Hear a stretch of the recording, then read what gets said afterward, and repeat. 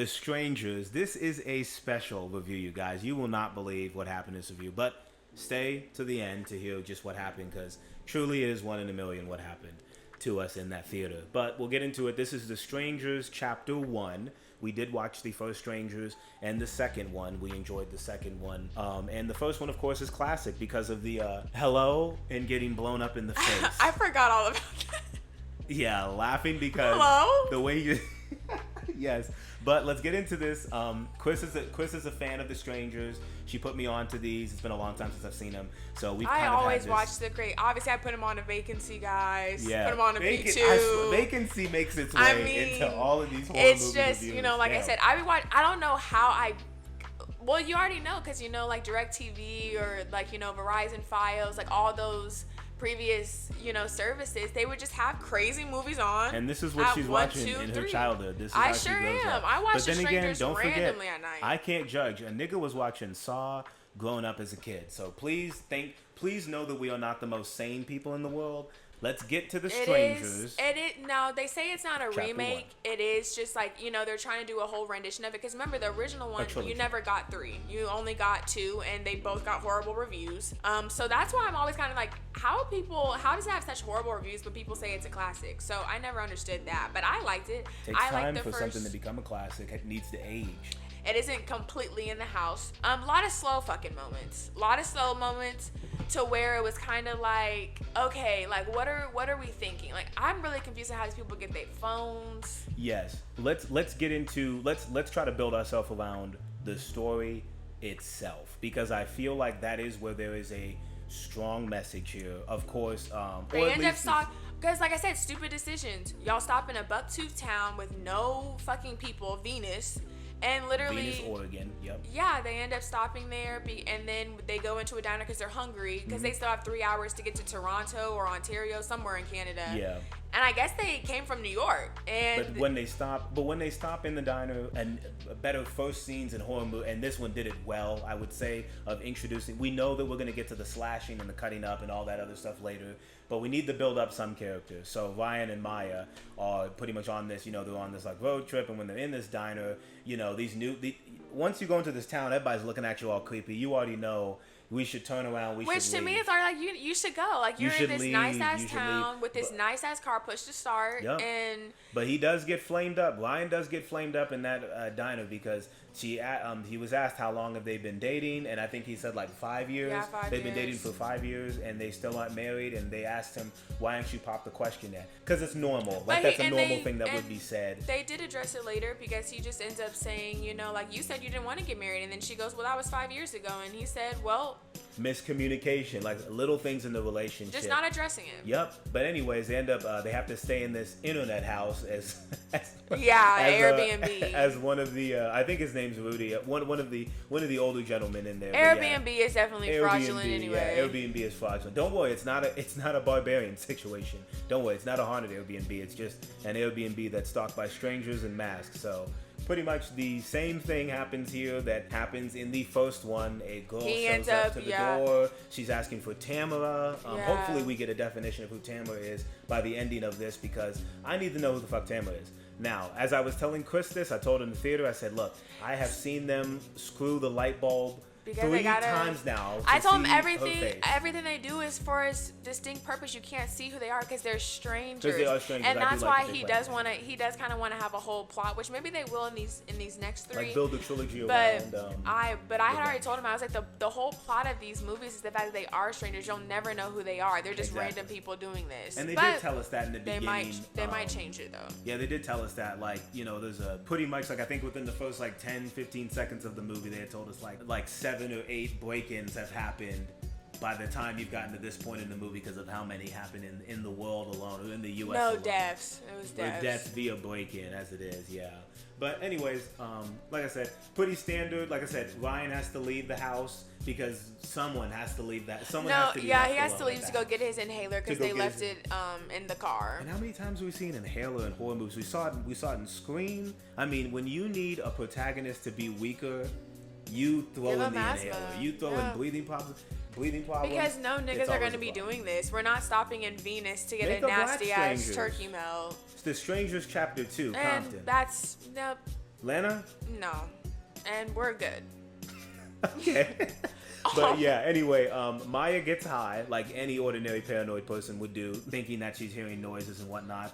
Music is played, and of course she finally runs into one of the people in the mask, and Ryan doesn't believe her, or he kind of believes her at first, and they try to protect themselves, and then the strangers You know what? That was probably the worst scene. Ryan and Maya end up seeing the man who's like hitting like, the door with the axe. So remember when she runs, that was, intense, because it's like, oh, he basically just missed your face, and then he's like breaking down the front door, and then they run into the other room. Oh, and they're sitting down, and like, they're just watching sitting, they're just sitting there just watching, and then he just looks at them. I was thinking like, oh, you could have tried to move or leave. It could have just been a little. They couldn't have gone anywhere because there's nowhere they could have gone. I thought there was a window. There was a window. But they're all like you can't get out of them. Yeah. So that's why to me it was just like that just seemed to me very slow. I was like, okay, but we don't. Okay, he's already breaking it down. Let him break it down. Look at y'all and leave. It was taking a long time for him to break it down. But I guess it was kind of building up their fear. Like, we don't know who the fuck these people are. We don't know what they want. Like, what's going on. So that kind of probably was trying to build up the intensity of it. But to me, I'm just like this is taking too long. And then they kind of sat there. But of course, you're in shock. You don't know what the fuck's going on anymore. And I have a different, and that's where I'm a little bit different. I feel like they did show the shock well in that scene because they were frozen. And that is really fight or flight. Like, at the end of the day, these Strangers movies do show you fight or flight. What do you do when you're actually being chased, when you're actually being attacked or hunted like you're animals by someone? Yeah, there's nothing you can do. You can't get on the motorcycle that he had first came. They blew it up. You don't have a car because remember your car broke down before you could even get there. You got a ride from someone else. And then that bird that they killed and the blood was dripping on the fingers with the book. I did like a bit of that because I think that was like that's pretty much what started everything off. It was like after that had happened, they were like, oh my god, someone is in the house, and then they kind of like introduced themselves. Pretty much as it is. I have my theory that these people that hunt them are a part of the town because of how the town was looking at them. I could be wrong, but like I said, I do want to see a revenge story. It does seem a bit formulaic, and this is where some parts of the movie can be forgettable and compared to the first one, because of course, just like the first one has the hello getting shot, it is a misdirective. Oh my god, we're shooting one of them. Oh my god, we actually shot a citizen. I think that this one executed it a little bit better. And another fault, once again. So remember, hello, he was goofy. He was goofy before he got shot. But also with the man because the reason why, because they're at an Airbnb, right? So she had already called the man that owned the Airbnb originally because the fridge wasn't working. So she had already called him and said, hey, we're out here at your Airbnb. But to me, it's like, okay, they already, your house has been fucked. Like, I'm sorry, your house has been fucked up. Your door is jacked up. There's a fucking your motorcycle's on fire. House. This is an Airbnb. So it's like, to me, why are you coming up with tools? I would have immediately turned the fuck around and said, call that woman back.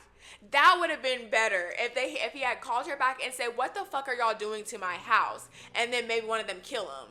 That would have been probably a little bit better. But they kind of played it with how they did in the first one, hello, and you get shot. Yeah, but rest in peace, Joe. Put rest in peace, Joe in the comment. Hey, feel bad for Joe. We don't like seeing normal just citizens just getting But shot you're being goofy. But you're being goofy. You are coming late at night to an Airbnb without announcing yourself. And also, but the phones were done by that point. So maybe he did kind of reach out to them and they couldn't get responses because the phones were taken away. Why are you coming out in the middle of the night? That is true. I mean, but he was asked your door for the is footage. Destroyed. But if I see that door destroyed, that's true. I'm not. Hello. Hey, he's old. Hello. Like what? No, I'm not doing that. Oh man. I'm backing up and literally running away. But yeah, and then this is what gives it the rating that it gets. But we won't get to that until later. Obviously, Maya. She's taken. And so she's taken, and then pretty much he follows after her into the woods, and he is what I thought was beginning to be a pretty good scene because he's yelling for her, and she's kind of like trying to keep herself safe from them, and then eventually he runs into one of the girls, and he has the shotgun, and he has a chance to shoot one of them, and he has the shotgun to their face, and what does he do, Chris? What does he do with the shotgun to one of their faces? Be slow.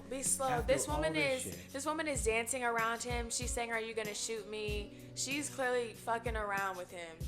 and he just goes, the first kill's always the hardest. Good thing you're my second. Then gets clocked upside the head like an idiot. Exactly. Oh, and we forgot to mention, if you're wondering, oh my God, did they try to drive away? They did get in the car, and he tried to drive away until he got hit by the car he did once. get into Joe. Like, so Joe, obviously, when they murked him, you know, they did take his keys and like, let's get in his car. Was get into that car and then fucked up trying to get away. But the thing is, I just don't know what was so slow about getting away. Because, like I said, in the first one, they didn't even have an opportunity. The car was fucked.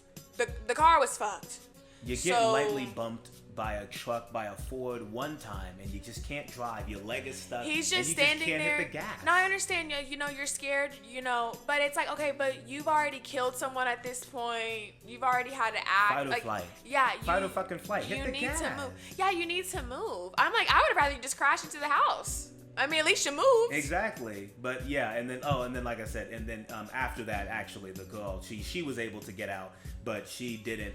But he wasn't able to get out, and then he told her to leave, and that's where she ended up. Yeah, they end up getting separated. Yeah, in the woods. And you know, you're thinking, oh, he's probably gonna get hurt, you know, in the car, but he doesn't. He ends up getting his foot out, and you know, he has his shotty, so you know he's okay.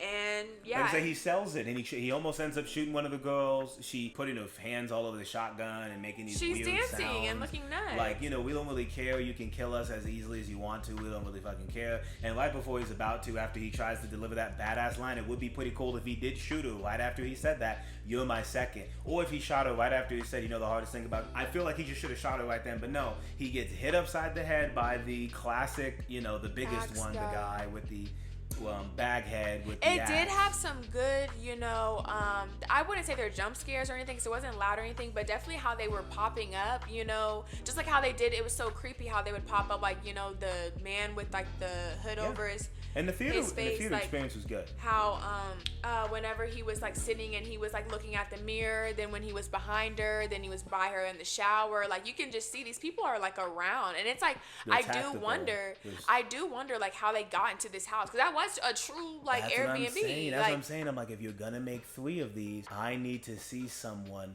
hunt them. We've seen enough of it now. We've seen 3 movies that is the same format, except for the second one, which is our favorite because it was a fight back. They were fighting back. This one, it's the strangers. So I do like that they keep the theme of the protagonists are going to lose. They're going to die. They're going to get cut up. They're not going to make it out of here. It is a reflection of house killings and invasions. Most of the time, the people don't get out because it is a tactical assault. I did think it was corny though how at the beginning, you know, they had said this is like a based on a true story, and this is like the this one was one of like the most brutal. I'm like, this is not brutal. They literally each got stabbed once and fell to the ground, and one of them survived. So I was just about to say that. Yeah, let's get into the actual ending itself of the movie. So yes, they are tied after all the shit that they go through. They are tied up just like the first one. And of course, the storyline of their love comes together because he asked her to marry him. You know, of course, why wouldn't you? In your final moments, why wouldn't you ask your woman that you've been dating for 5 years to marry you? What happened was they get stabbed once. Yeah. Very boring in my opinion, because the first one they got stabbed multiple times. It's supposed to look brutal, like it's a game. Now I get that they're building up. It's like, but that's why I said it was corny, because I'm like, you said it was one of the most brutal ones. It's like you should have had him, like, sorry to say it again, but in the original one, they were sliced and died. They were fucking them up. It was uncomfortable to watch. This one was like, the first one was uncomfortable to watch that scene because I'm like, oh god. And then the sound effects. This one just felt like, okay, we're gonna copy and paste the same shing shing shing, just time and time again. And then they're like, at the end we're just gonna do it once. And they get stabbed. Ryan dies. It is cool how they kill him, because it's like they don't even stab him multiple times, which that sounds bad now that I'm saying that. They just knock him over and they let him bleed out as he's bleeding out on the ground. And then they do the same thing to her, except when they kick her over, they leave, and then we come back a little bit later. The big difference though is that she doesn't beg for her life. She just says fuck you. Yeah, I do like that. She does say fuck you, and of course she does ask why are you doing this, and they end up saying because you're here. You know, it's just, and I do like that aspect of the film. I do question it, but Chris does remind me that is a good mystery aspect of them. That's what makes them so different. Before we find out who they are really and where they come from, I do like that they're just like, because it's fun, because why not? Because we're here. You're just sick individuals who do this as a game. I don't know why the hell I'm questioning that when I've been watching Saw since I was a kid. But then again, Jigsaw's one person, and these strangers are another. And then at the end, it wasn't even like a post credit. She was in rain in a dark ass. Once again, I don't know why they make hospitals look so dark. Like no one's fucking there. This She's just alone. Nobody was sleeping. That's what I'm saying. It's no like, family, huh? That's what I'm saying. It's like, okay, this That woman nigga isn't was just your gonna only show up family. at the hospital in the dark alone. No She wonder was she almost needed just that murdered. Ring. She needed that ring because that nigga was her only family. But that's really how it ends. It just ends like, kind of on a cliffhanger. Like, oh, she's still alive. What's gonna happen? And then with this dun dun dun music. But like I said, I'm like, why are you in a hospital? Dun dun dun. Yeah, dun, like dun. the dun dun. So let's get into the rating of it. What did we give The Strangers Chapter 1? We gave it a C. It's for straight. Chapter 1.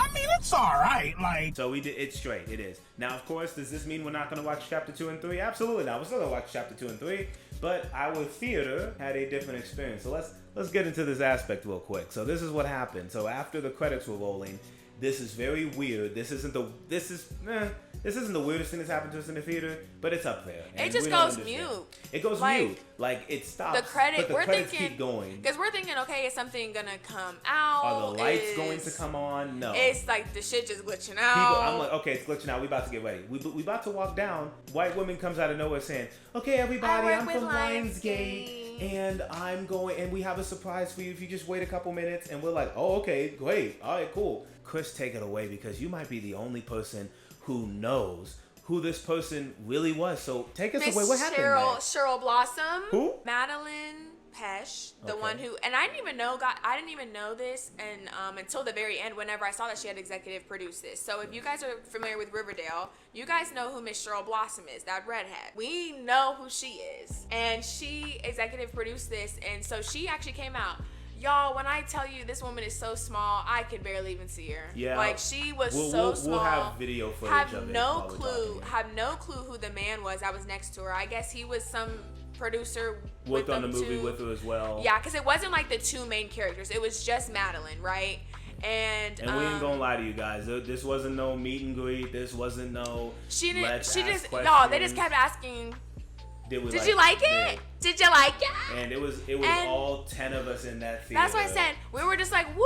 Like literally, you could only hear us because we're like, woo! This was not packed opening night, but we do feel grateful. So I do want to give a round of applause. Thank you, Madeline. I do like this because regardless of anything, for the rest of our lives, we'll always remember. We did go to the theaters to go see The Strangers Chapter 1. And the girl that appeared in it literally showed up. Of all the theaters that she came to, we're not going to tell you what fucking theater it was, but of all the theaters she came to ours. At our showtime. At our showtime. And this wasn't Thursday, the night that it came out. This is a few days later, so that's what really shocked us. But we do think that more studios should do this. Now, of course, it's not like if we go to a rock movie, we expect Dwayne to come out. No, not unless we're in LA. But it is nice it is nice for the smaller studio. I mean, Lionsgate isn't small, but like I would like to see this with some A24 movies or just some other films that are on the rise, or they're trying to build something. You can. And for all we know, maybe they have. We just never been lucky enough. Exactly. Once a lifetime opportunity. So yeah, like I said, and if you don't believe us, we got the evidence. We gonna come with the receipts, please. She's very small. She's very small. Yeah, like I said, it was every single way. Short. It was quick. Small. It was quick. It does make us think of all the movies we have gone to, and we're like, damn, we could have seen all these other people if they would have just came to this. We've been kicked out of the theater. Not for anything bad, but we've been kicked out because the theater was being ghetto and whatnot. But still a good time. We gave The Strangers a C. We do look forward to the next 2 chapters. I do want to ask you this. Now we've seen 3 of them. You've seen the same things kind of over again. What do you want to see for chapters 2? Just for chapter 2 at least. I want to see the strangers kill more people. Okay. I want to see kind of a string of them. Maybe the second movie can be a string of them attacking people. Not just keeping it to just one person. Okay. And then also, and have it kind of move quick. And then maybe I don't necessarily want to get to know them. I really don't. But I do want to, not necessarily why, because we kind of already know the why. Because they can. But I do hope to maybe why they are the way that they are. Okay, that's good. Yeah. Like I said, and I do feel like you can do that. I do feel like how they met each other, and have there been more of them, and maybe they've died on some of their cold. Or don't do that. If you do that, immediate F. I'm sorry, but that is a thing. I do want to know more about their origin, their build up. I want to see the method for how they get things together. Remember The Killer? We watched The Killer with Michael Fassbender, but it was boring. No. But remember. It showed his like routine and how perfectionist he was, but we didn't like it because of how he was doing the talking in the third person thing. But I did like that it was, okay, this is weird. It feels like I'm not supposed to be seeing this. Like he's so perfectionist, kind of putting things together. Do that kind of with them. Like show the routine of how they get ready. Like maybe practice getting to the house, figure out what it is. That way when they do get to the house, do a cut to the people dead, do a cut to the people fighting them. Do something a little bit out of order in a different way. It's just like when you start off the way that you did with that first movie. Now that we see that you want to do a trilogy, let's build up. But we're going to follow Maya's character throughout this trilogy, and we'll see if she gets her full... She might end up just fucking off Who in the second knows? Who one. knows? People say they are the star of a trilogy, and then something happens in the studio, and we get a whole different actor. Scream. Anyways, anyways, like I said, we did enjoy the movie. Appreciate you guys for tuning in as always. Make sure to like, comment, and subscribe. And we will see you guys next time on the Report Card.